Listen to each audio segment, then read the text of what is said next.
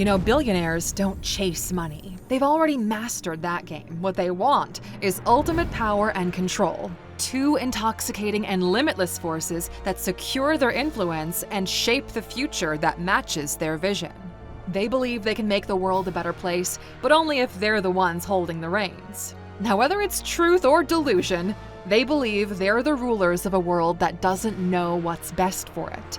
So they have to work together to keep that control, even if they're competitors, and they have to do it in secret. It's the only way they can make sure the game unfolds exactly as planned. And when you've got access to secluded islands, private jets, and helicopters on call, usually your secrets will stay safe.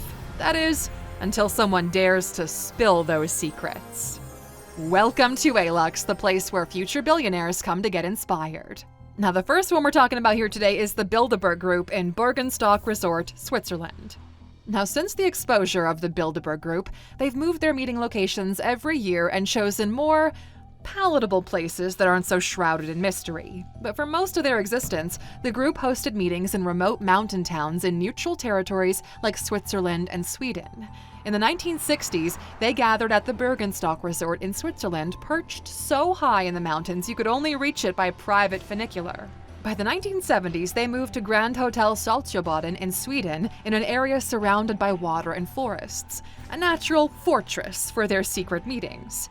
Around this time, British journalist Charles Skelton and author Daniel Estulin started piecing together information from leaked documents and information from insiders. The Bilderberg Group meetings might have stayed secret forever if it hadn't been for the very systems they created. We only learned about its existence when communication systems and technology became advanced enough to track the pattern of politicians and wealthy people meeting in heavily guarded remote locations. But now that the group is public, they advertise their mission as a forum for informal discussions to strengthen collaboration between Europe and North America, which, it sounds great, except it's all kept top secret. They've said it's because they want to create a private space where world leaders can discuss challenges without the fear of public scrutiny and criticism. Yet, this exact secrecy is what makes it a magnet for judgment and conspiracy theories. There are theories the group operates as a shadow government that manipulates global politics and economies that benefit the elite. Whistleblowers have hinted that they pull the strings behind financial crises. Chaos might devastate most of the world, but for the elite, it's a golden opportunity to grow even richer. And you can't really blame people for being suspicious when guests include people like billionaires Jeff Bezos, politicians like Bill Clinton and Angela Merkel, and perceived war criminals like Henry Kissinger. And when you look at the way the group started and how they were exposed, it adds even more evidence that this goes beyond informal discussions. The first meeting dates all the way back to 1954 at the Hotel de Bilderberg in Oosterbeek, a small Dutch town in the Netherlands. Polish politician Josef Redinger gathered leaders from across Europe and North America to counter the growing influence of the Soviet Union and foster global stability. The meetings bring together a carefully selected group of 120 global leaders from politics, finance, business, academia, and media. With so many decision-makers in one place, it's hard to believe that these meetings are only discussions, especially when you look at history. Other meetings with a guest list this elite would be the 1945 Yalta Conference. Here, behind the walls of the Levadia Palace, Winston Churchill, Franklin D. Roosevelt, and Joseph Stalin held secret negotiations on how to divide Europe, especially Germany, and establish the influences that defined the Cold War. And we might know about these meetings, but we have no idea what decisions they're making. When you bring some of the world's most powerful figures into one room and don't make those discussions public, it's natural it would fuel speculation about controlling global policy behind the scenes. When they speak about fighting for a seat at the table, this is what they mean. This is the ultimate table with the most powerful seats, and the rest of the world isn't invited.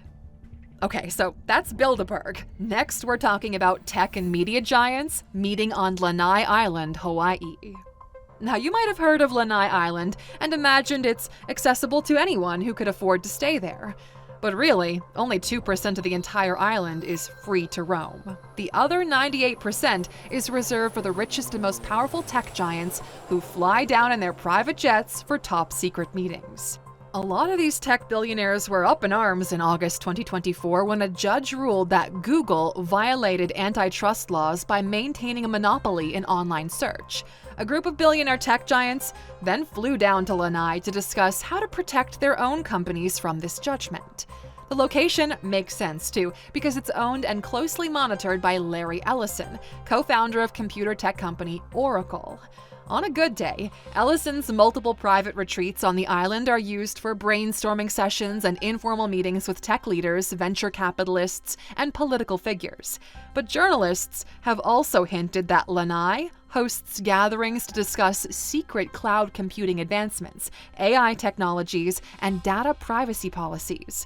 It's the perfect venue for these kinds of discussions, too. Not only is most of the island totally secluded and cut off from the rest of the world, it's also close enough to Silicon Valley for founders to jump on their jets and head down for an emergency meeting.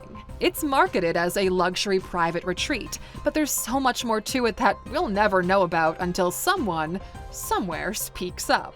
The entire island operates under Ellison's control, even that 2% that's said to be available for wealthier people to access.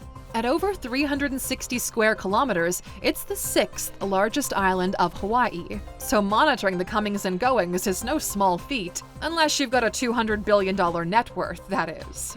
Ellison also owns Lanai Air, the island's one and only airline. The Four Seasons Resort on the island's southeastern coast and the Sensei Lanai in the island's uplands are both owned by Ellison too.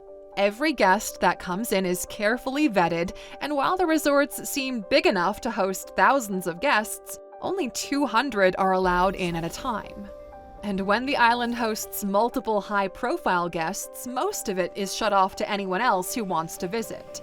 Of course, it's home to all the luxury amenities the wealthy could want.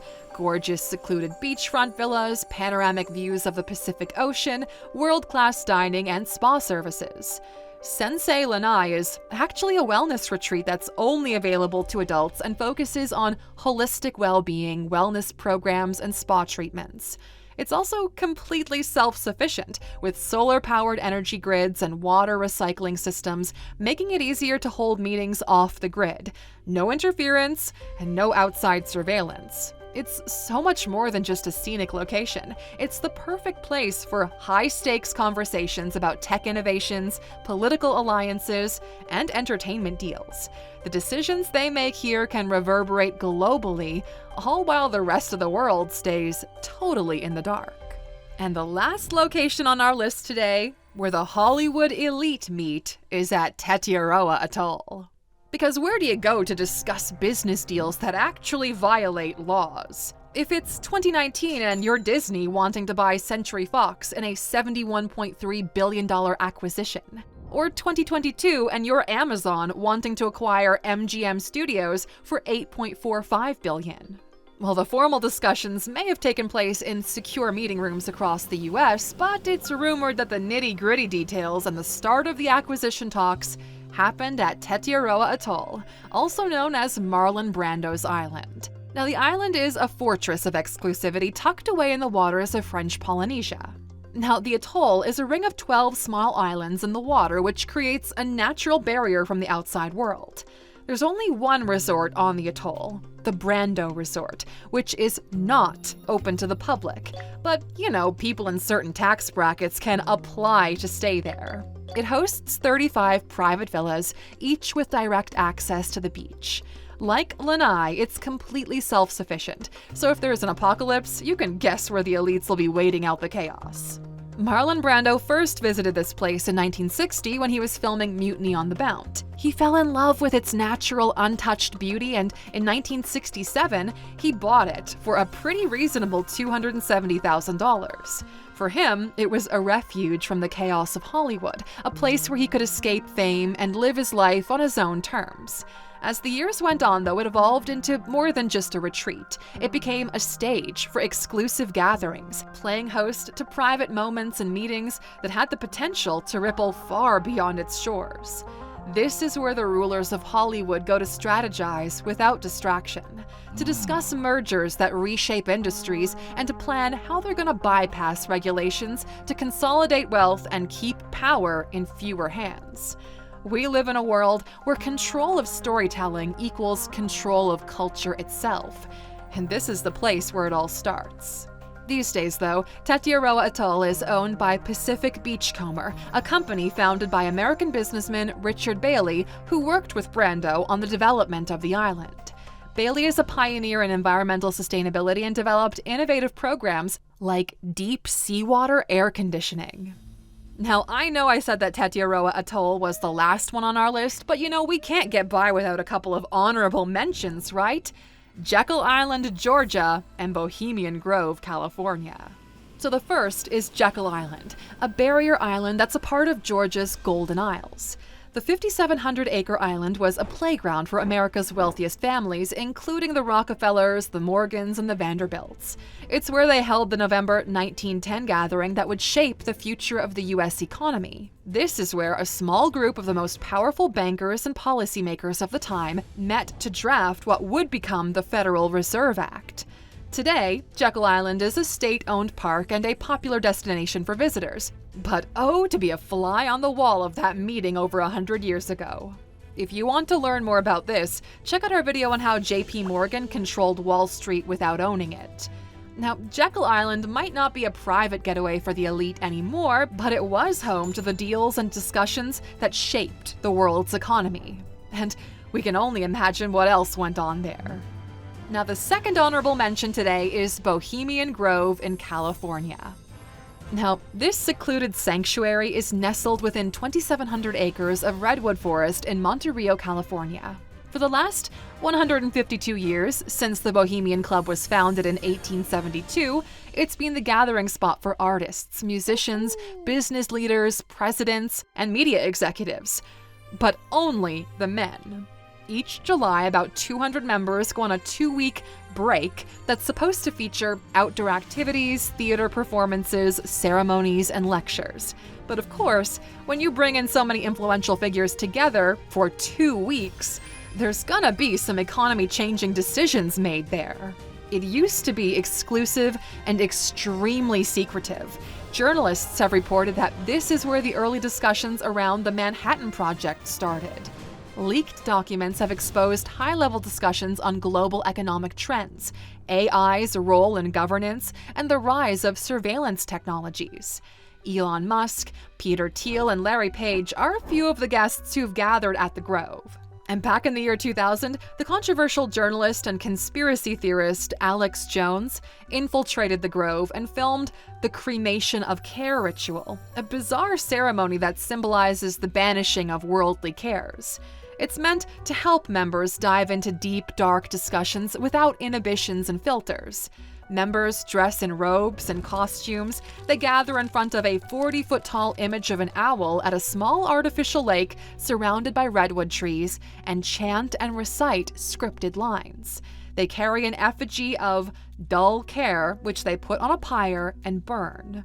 Now these days, Bohemian Grove still carries some secrecy since members aren't allowed to talk about what happens there, but most of it just seems like a relaxing playground for the rich and powerful.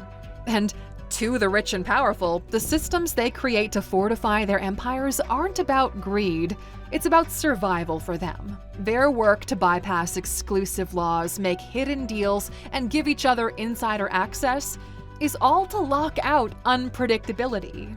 These secret locations, secluded islands, fortified retreats, and private mountain towns are the battlegrounds where they write the rules of the game, control the board, and make sure the rest of the world never sees the full picture. We're all a part of the game, and the people at the top, they don't want to just exist in the game, they want to own it.